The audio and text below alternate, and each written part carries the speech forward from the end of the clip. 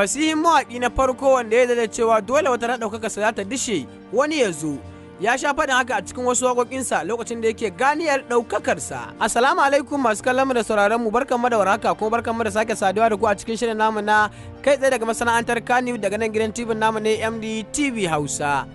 A yau mun je shafin Kannywood Exclusive inda muka san wallafa wani rubutu kan mawaƙi Nura M Inuwa, wato shahararren mawaƙin salon Hausa kuma na cikin masana'antar Kannywood, inda suka bayyana rubutu kamar haka a shafin nasu na Instagram cewa fasihin mawaƙi na farko wanda ya da cewa dole wata na ɗaukakar sa za ta dishe wani ya zo. Ya sha faɗin haka a cikin wasu waƙoƙinsa lokacin da yake gane ɗaukakar sa. Bugu da ƙari har waƙa mai taken rigar aro inda ya nusar da mawaƙan 'yan uwansa kan babu wanda ya a face ikon Allah da alama baya cikin mawaƙan da zamani ya ruɗe su, wato mawaƙi Nura M Inuwa. Shafin Kannywood Exclusive sun wallafa wannan rubutun tare da hoton mawaƙi Nura M Inuwa inda suka mai rawani na gidan sarauta, wato hoton da ya ɗauka da rawanin sarauta, sa'annan kuma da alkyabba a jikin shi irin ta 'ya'yan sarauta, wato suna hoton lakabi da sarkin mawaƙan salon nazarin Hausa. Hakika mawaƙi Nura M Inuwa a wannan shekarar 2020 ya yi shiru domin bai yi sabon album ko da ɗaya ba, wanda al'umma suke alakanta hakan da cewa ya ba Isa a gida kuma musu birka dama ne domin su wasu baje kolin basirarsu a shekarar 2020 da kuma sauran mawaka. Kamar yadda tattaunawa su ta kasance da wata mujalla inda suka wallafa a shafin nasu inda suke tattaunawa da mawaƙi Nura M Inuwa akan batun me yasa bai sabuwar waka shekarar 2020 ba,